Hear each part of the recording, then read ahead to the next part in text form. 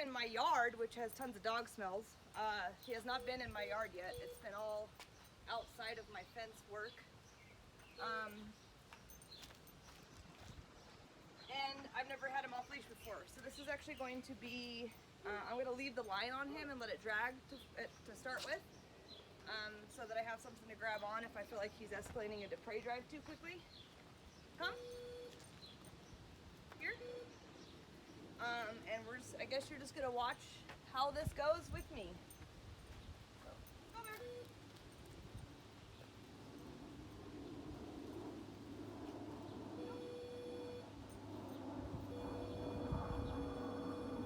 So I'm not getting an acknowledgement from him in pack drive, so I'm gonna keep going up until I get some level of engagement with him. There, come.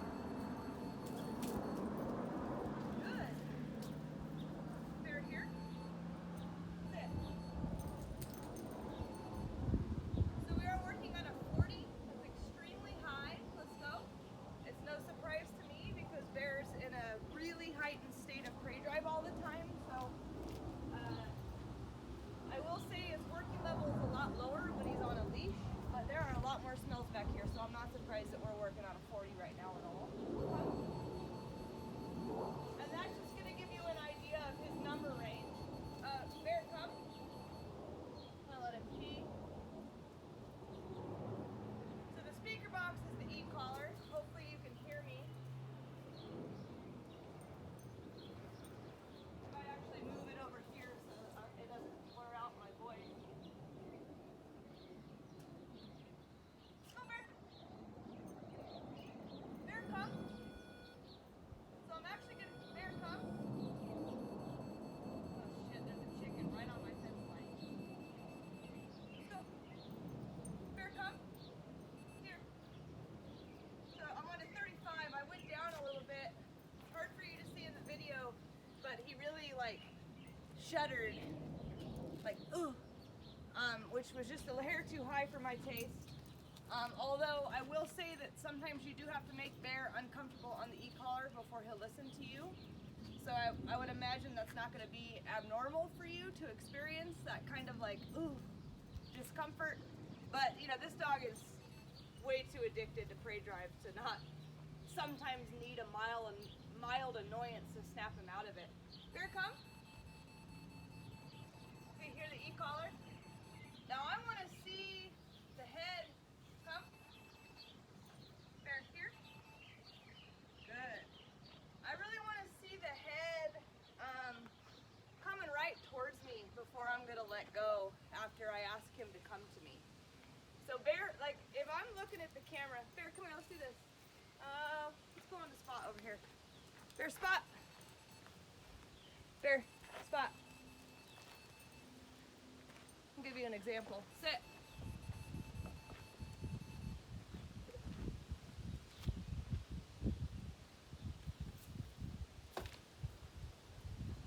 So if I'm looking directly at the camera, right, that would be the equivalent of Bear looking at you while he's coming towards you. So let's just say you say Bear, come, and he does this. You know, if you give up at that point, he's gonna start blowing you off and going off to some other thing. You know, off to the races. Bear's very quick about that. So you're actually gonna want to hold the e-collar button down until you actually see like this connection, and he will give it to you where he's actually ears soft, ears back in pack drive, looking at you, heading towards you. So that's the recall. And I like to put him into a here. And depending on what's going on in the environment, I'll put him into a sit. So if he's very mellow and very pack driven and very soft, I will ask him to sit when he gets to me. A lot of the times he shoots right back into prey drive, so I'll do a quick here and then do a turn to kind of prevent him from escalating any further. Let's see. Let's go there. Try to go back down. Let's go. Good. Explain this to you in just a second. Bear, come. Good job, buddy. Sit. I'm proud of you. So I'm on an 8 now. You'll hear that the speaker sounds a little different. Bear, spot.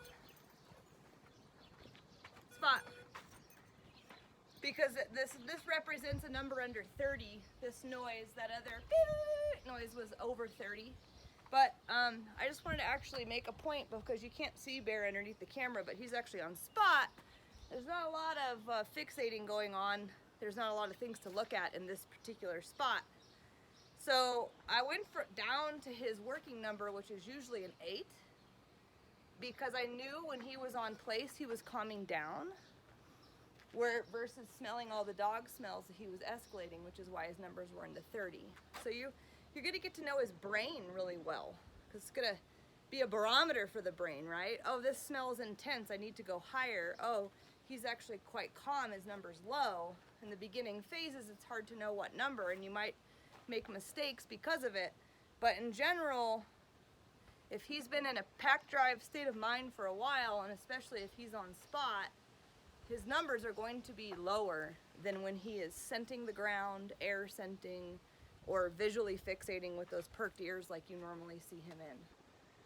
So that kind of gives you an idea of how your numbers are going to be fluctuating. This will be the hardest part at first. You will get used to it, but this fluctuation is actually because of the intensity of what he's fixated on and the adrenaline that kind of becomes part of their chemistry when they're fixated like that. All right, so I'm going to go over all the commands. You know all the commands. Spot, spot, bear. So see how I held that? Now I actually went to my boost, because after a couple seconds it was very obvious he was not going to go back to his spot, which I know you didn't see any of that, but you did hear it. So I was holding the e-collar. He broke place, or spot. Gosh, I can't get that straight. He broke spot, so I immediately turned on the e-collar to say, get back there. The 8 didn't work. I went to my boost, which is a +5. So the 13 is ultimately what got him back on spot. I did let go of the e-collar when I saw that he was headed over to get back onto his spot. Let's go, Bear. I'm on an 8. Go. Bear, come. Here. Bear. Here. I would probably suggest that you use a leash when he first gets home all the time until you get better at the e-collar. Let's go. Especially because he likes to be on your right, and you're going to need to get him reacclimated on your left, because when you don't have a leash, it's hard to follow through with that. Go. Hey, come here. Now I am using the e-collar every time I turn him. That's going to help, continue with the power of let's go. Hey, spot. But also that tap and turn spot. The e-collar is going to start representing, Bear, you need to be in pack drive, because every single time it turns on, it switches his drive from prey to pack. So the e-collar is actually going to represent pack drive. So when you use it, when you tap it when you turn, when you tap it when you say leave it, that's going to tell the brain, hey, I need you to switch. I need you to switch your drive. All right, no leash. There is a chicken that's been walking up and down my fence line over here, and he's actually not ran at it. I don't know how, but he hasn't. Let's go, buddy. So all off leash. Here, come. Here. So the same movements apply off leash that they would on. I'm going to go up. His ears are back. There they go forward. I'm going to move backward. Hey, Bear, come. Bear, come. Sit. Okay, let's go. Bear, spot. So I said, oh, those ears raised up. I started to back up like I've kind of explained how to do on the long line. Hey, Bear, sit down. Right, so I backed up, and he did not commit to me entirely, but he actually did break his fixation gaze, and that's because when you remove yourself from their peripheral vision, they're more likely to actually turn and see where you're at. So you're gonna be practicing these movements on the long line, the left turn, the right turn, the backing up. When I ask them to come into the here position, I back up.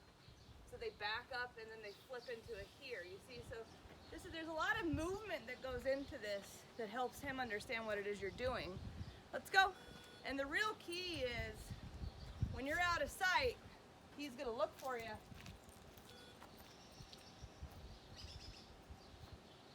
Let's go.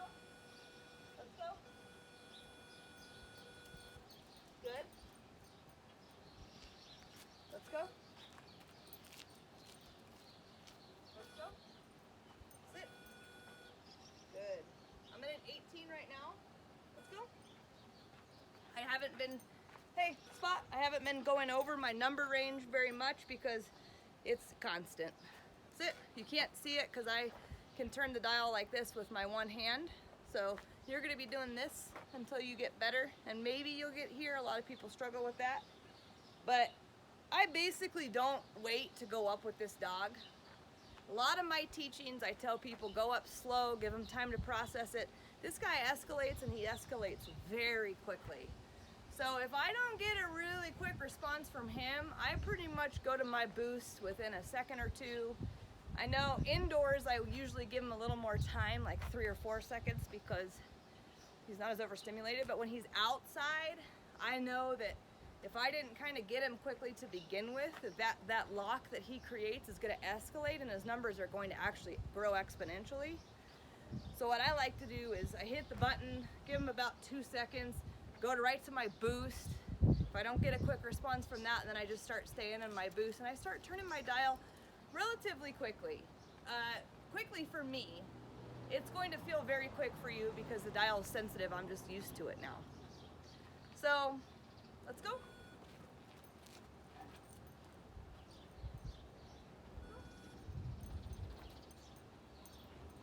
Bear, come. Yes. Here. Beautiful. Bear. Spot.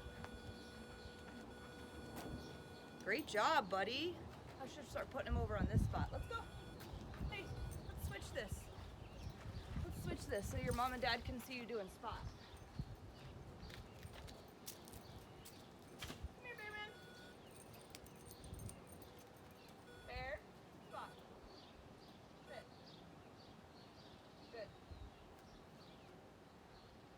So don't get too caught on a number. Let Bear kind of tell you what number he needs to be. You know, he doesn't give you, you're gonna have the leash on for a while, so you kind of proof that this, you know, you make sure this works for you and you understand it. You take him off leash. You gotta be kind of quick, so you really want to feel good about the e-collar before you take him off leash. Hey Bear, come. Good.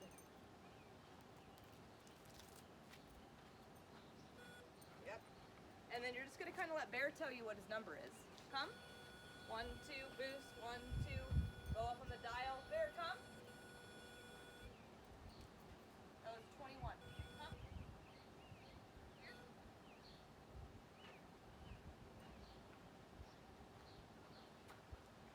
Let's go. Let's go. Bear, come. Here. Good job, buddy.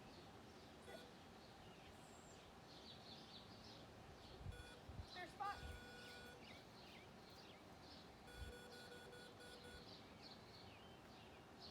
I'm tapping him because of his ears. You know, you put him on Spot. I really want his ears to go back, but they don't always. So sometimes I'll tap them to try and, like I said, the e-collar actually represents pack drive now, so I kind of try to tap the ears back a lot. Here, come. And if it doesn't work, then I redirect him. Let's go. So I really just try to avoid letting this dog fixate for more than a couple seconds.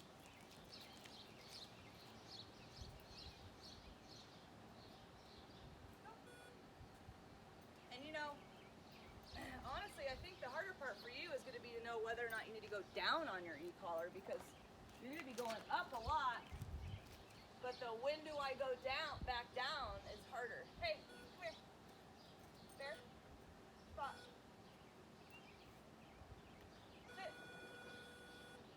So a lot of times, and you know, this guy, I've tagged him on the e-collar before, you know, a few times on accident, and one time because that's just how high I had to get up, go up on the e-collar to get his attention because he was so fixated. And there's absolutely no change in spirit. This dog literally will be like, and then like recover as if nothing ever happened, and usually proceed to fixate on things. So I wouldn't worry too much about little mistakes here and there. Obviously we don't want to overdo it because we don't want to break his spirit, but this guy's pretty resilient. And just kind of know that, come, you know, when you call him to you, come, like this. There, here, there, here. They're going to calm down a little bit. When you sit them, they're going to calm down a little bit. When you put them on place, they're going to calm down a little bit. So a lot of the times when I'm switching the drive from prey to pack, that prey drive is what's creating the higher numbers. So when I see them switch into the drive, I'll oftentimes go back to a lower number. And what that could look like is something as simple as, I got him to recall on the red boost button, and when he got back to me, I switched over to my black button, which is the working number. Bear, come. Bear, come.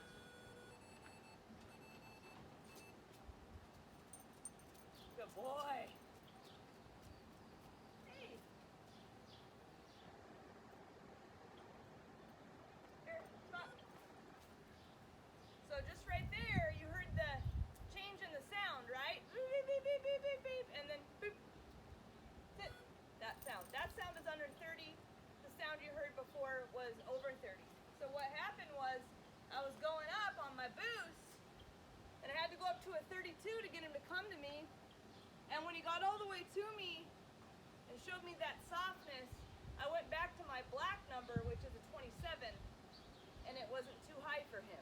So that's a kind of an example of how I go down on the e-collar. The up part probably will make more sense to you. Hey, Bear, come. Now we're gonna probably get a chicken here. We might even get him running at it. Bear. So I'm gonna go up pretty quickly. Good. How's a 38? Here. Spot.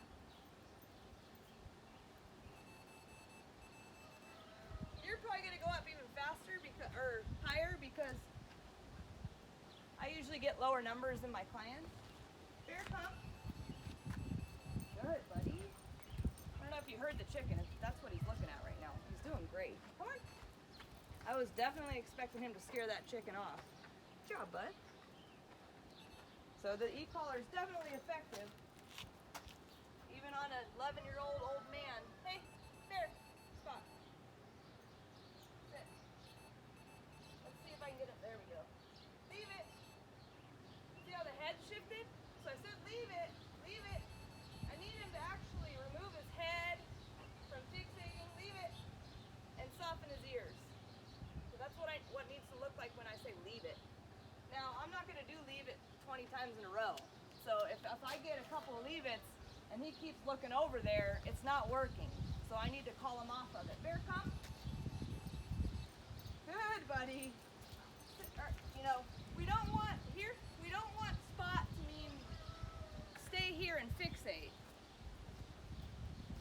So if I say leave it a couple times and I don't get him actually complying with that, like he leaves it as long as the e-collar's on, but then he goes back to fixating, I need to recall him out of it so that I switch that drive and really get that brain calm back down. Bear, come.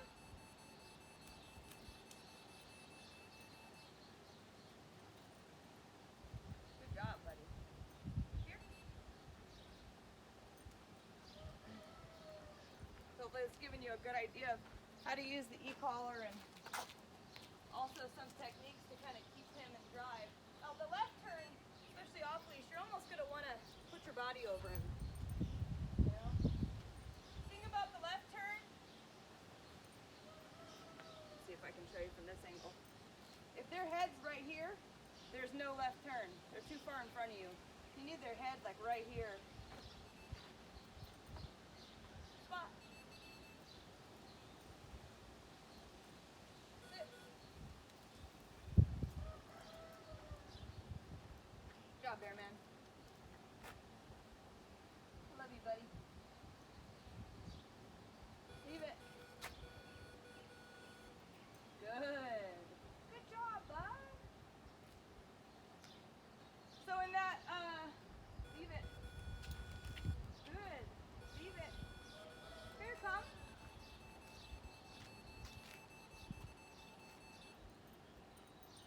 41. Here. So in that video I sent you about purposeful play, I kind of briefly explained how I use the e-collar. And that is that you can tell I'm layering it over all my commands. I turn it on when the command starts. I turn it off when I get the commitment from the dog. Let's go. Bear. Here. And like I've discussed in this video, I go up and down on the e-collar based on the dog's state of mind. So I go up until I get a response, until I capture that dog's attention, and then I'll go down if the dog starts to calm down and show me a higher state of pack drive and just in general calmness. Here, come.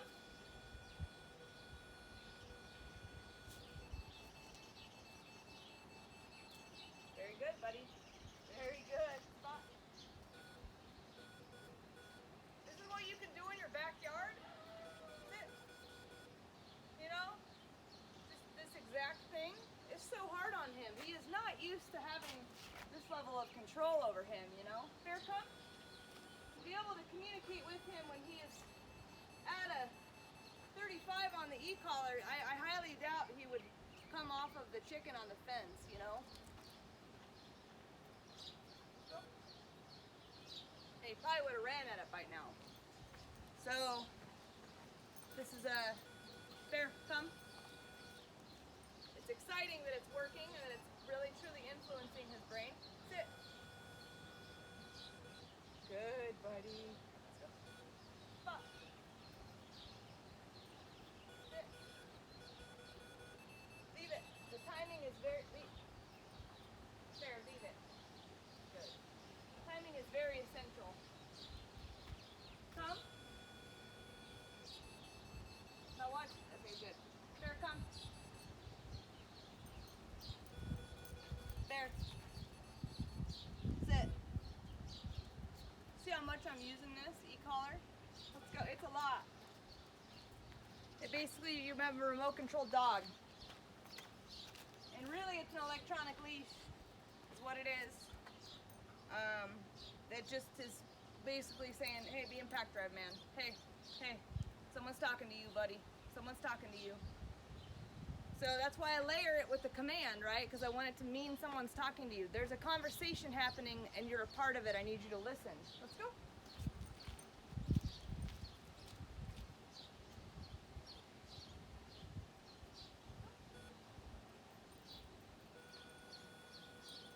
Here, let's go. Let's go.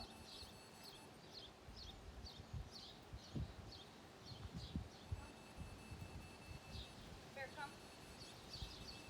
Here. Good job, buddy. Great job.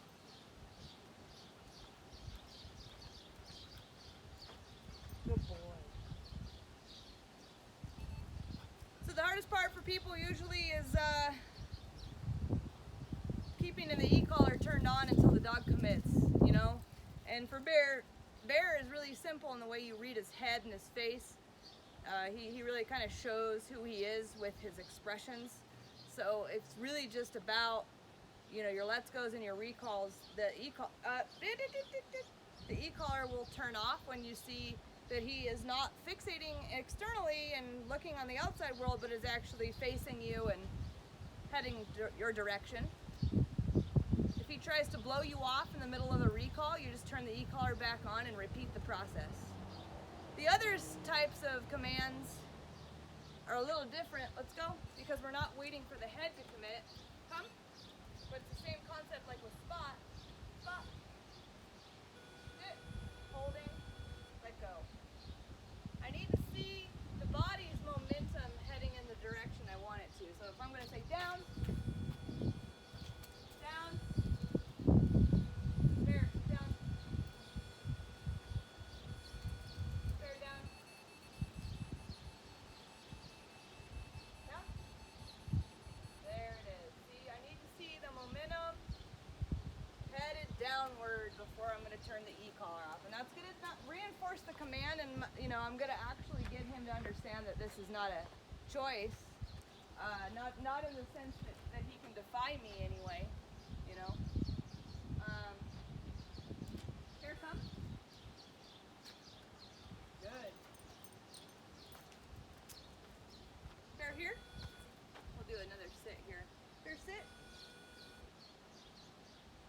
those are some good examples of when you're going to turn it on, when you're going to turn it off. You know, we discussed going up and down. It's definitely the barometer for the brain. So, you know, in general, the longer he is allowed to fixate, the more likely his numbers are going to escalate and grow. So you might have to sit at home between training sessions and just practice going up and down and up and down and up and down, because his e-collar is a roller coaster ride. Let's go. But I'm really proud of him. I'm very impressed that there was a chicken at the fence line balking at him and he didn't do anything. I know you probably can't see it. And the fact that I haven't been in this yard at all, you know, the amount of dog smells and things that would attract a dog like Bear is pretty high. So I'm really pleased with him right now. And it also gives me great hope that he's smart enough that when you follow through, you might actually be able to take this guy off leash hiking. I don't know. We'll see. Let's go, Bear. Bear! Definitely got to get good at the e-collar first, though, because I've been anywhere from a Bear 8 to a 41 at any given time, and sometimes within seconds of each other. So this is just going to be a learning process for you guys. Bear already knows it. Come. But I think that you'll learn quickly. Bear! Good job, buddy. So he blew me off. I know you can't see it. Here. That's why the e-collar turned back on. He started to come when called, then he blew me off, so I re-held it until he came. So that's my e-collar work. You know, if I wanted him, he's already gone and pee and relieved himself, but if, you know, I wanted him to go relieve himself, I just say, go potty, buddy. Go ahead. Go ahead, Bearman. And he would go out and start exploring. But that's going to be a real minor, like, you know, I wouldn't do that too much. Let's go. I would definitely, you know, maybe, you know what I would probably do for you if I was pottying him, hey, off leash especially, sit, is I would send him out, say go pee, he pees pretty quickly. I would work him for 5 or 10 minutes and then maybe try to send him out again to go poop. If he doesn't show signs of needing to poop, I might work him again for a few minutes and send him back out. But this guy, we don't want him to sit out and stalk and fixate too long. So we don't want him to take his potty breaks as an opportunity to kind of escalate and get worked up about things. So I think that's important information to know too, you know, it's like, yes, he needs to relieve himself and yes, we need to give him time, but how much of his time is spent just actually trying to fixate on things and how much of it is spent pottying? And you're gonna wanna weigh that because you're definitely gonna wanna avoid him, you know, fixating for too long. So, all right guys, I'll see you tomorrow.